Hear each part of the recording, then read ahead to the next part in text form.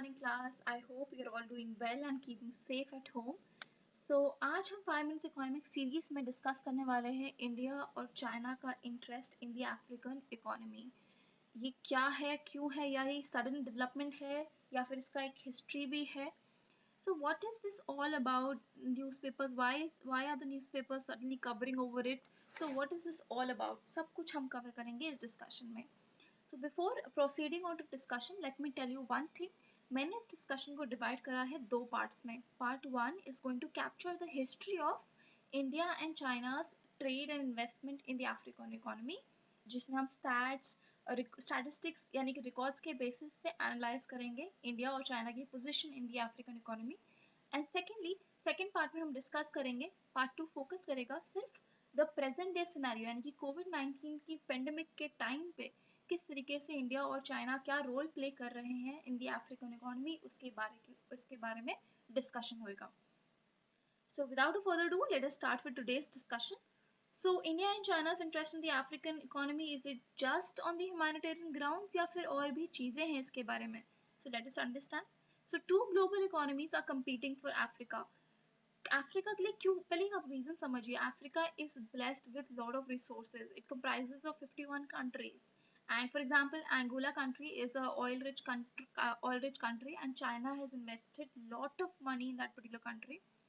So every India China including India, lot of nations including Japan as well, lot of nations have recognized that Africa is a global market which is yet unexplored, and that is why जो हमारा जो future dominance होएगा market में वो dependent हो सकता है Africa के मार्केट के ऊपर। ये उनकी एनालिसिस आइडियोलॉजी है जिसकी वजह से दोनों ही नेशंस compete कर रहे हैं अफ्रीका के लिए।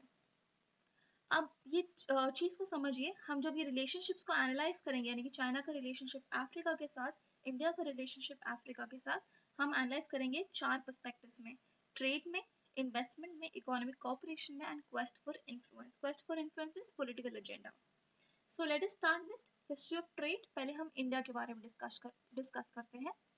Trade between Africa and India has increased more than eightfold from 7.2 billion in 2001 to 59.9 billion in 2017. So आप देख रहे हैं ग्रोथ काफी हुई है इंडिया के ट्रेड में in Africa, making India Africa's fourth largest national trading partner.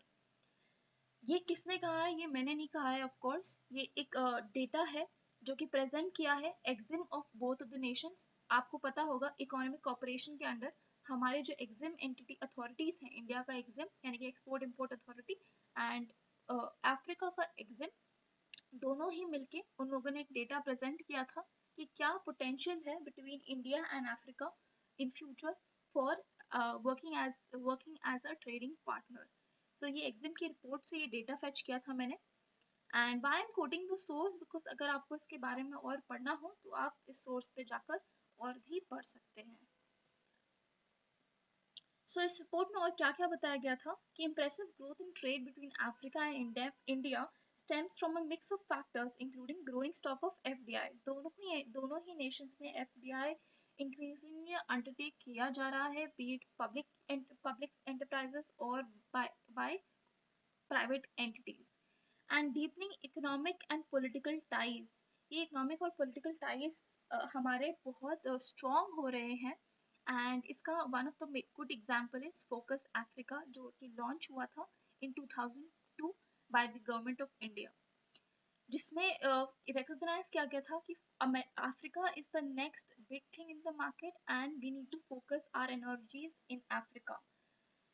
तो एंड उसी तरीके से इंडिया जो कि duty free tariff preference scheme देती है अंडर डेवलप्ड नेशंस को, उसी के अंडर वो अफ्रीका को भी duty free tariff preference scheme देती है, जिसके अंदर अफ्रीका के गुड्स इजीली इंपोर्ट हो पाते हैं इंडिया में एंड के प्राइसेस ज़्यादा एक्सपेंसिव नहीं होते हैं and Indian consumers can purchase the same.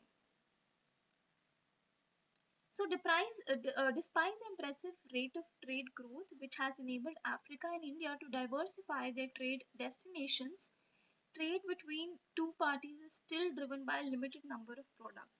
ठीक है, हम क्या बोल रहे हैं कि ट्रेड हमारा इम्प्रूव हुआ है, बट जिस लेवल पे हम डाइवर्सिफिकेशन चाहते थे यानी कि हम जितने मल्टीपल सेक्टर्स को इन्वॉल्व करना चाहते थे, उस लेवल पे हमने अपना गोल अचीव नहीं कर पाया है। जैसे कि आप देख लीजिए कि अफ्रीका का total export to India comprise कितना 75% कंप्राइज करता है of primary commodities and natural resources.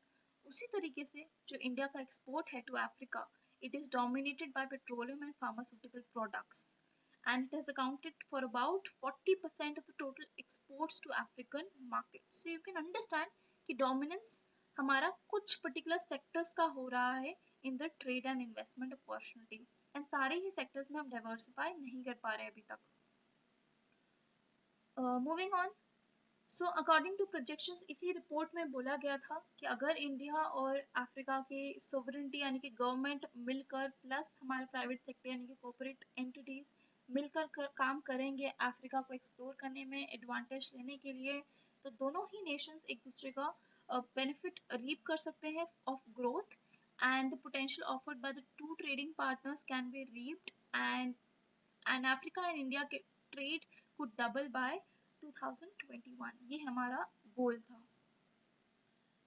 सो अब हमने इंडिया की हिस्ट्री, ट्रेड हिस्ट्री समझ ली है. Let us understand China trade history. So इसका सोर्स क्या है, किसी भी इंफॉर्मेशन से पहले उसका सोर्स जरूर जाने. सो इसका सोर्स क्या है, China and Africa research initiative ने ये डेटा पब्लिश किया था जो कि John Hopson school of advance study के अंदर ने पब्लिश करवाया था.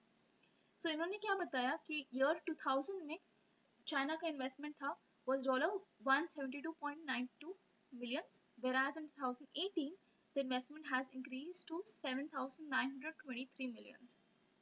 So you can see how hugely China has grown into investing into Africa. So now since the investment is so high, it cannot afford Africa to go back in a distressed state. यही बोला जा रहा है कि China ने इतना huge investment कर रखा है अफ्रीका में, it is the next market for China. इसीलिए अफ्रीका अगर डिस्ट्रेस स्टेट में चला जाएगा तो उसका कॉन्सिक्वेंट इफेक्ट हम चाइना की इकोनॉमी पे भी देखेंगे. इसलिए that is why China is coming out and helping Africa in whatever way it is possible for them. For example आपने न्यूज में भी सुना होगा रिसेंटली कि Jack Ma multi level donations कर रहे हैं अफ्रीका में. जैक मा कौन है? Jack Ma is a famous businessman who is the owner of Alibaba and is also a philanthropist. So ये थी हमारी history of India and China in the African market in terms of trade. So अब conclusion क्या है, दोनों ही Nations ने मिलकर, China ने 2000 में स्टार्ट किया था, इंडिया ने 2002 में स्टार्ट किया था with focus America, focus Africa agenda. I am so sorry, with focus Africa agenda. And दोनों ही चीजें क्या रिवील करती हैं, दोनों ही चीजें ये रिवील कर रही हैं कि सबने रिकॉग्नाइज किया है Africa is the next big market, and इसलिए कॉन्सिक्वेंटली दोनों ही नेशंस की इन्वेस्टमेंट्स बहुत इंक्रीज हुई हैं अफ्रीका में. ऑफ कोर्स चाइना की ज़्यादा हुई है कंपेयर टू इंडिया. सो ये हमारा अभी तक हिस्टोरिकल डेटा है. अब हम समझेंगे इन द पार्ट 2 कि अभी प्रेजेंट डे सिनेरियो क्या है जब कोविड-19 पेंडेमिक को फाइट कर रहा है Africa, how China and India are helping Africa right now.